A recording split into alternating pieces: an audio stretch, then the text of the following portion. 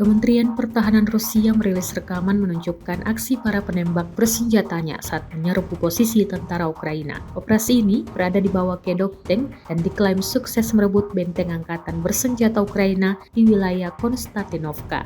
Rekamannya diunggah di Telegram Kemenhan Rusia pada Kamis 1 Agustus 2024. Dalam keterangan unggahan disebutkan, di bawah naungan tank T-80BV, pasukan Rusia mendekati posisi musuhnya, turun dan menerobos parit yang terletak di sabuk hutan.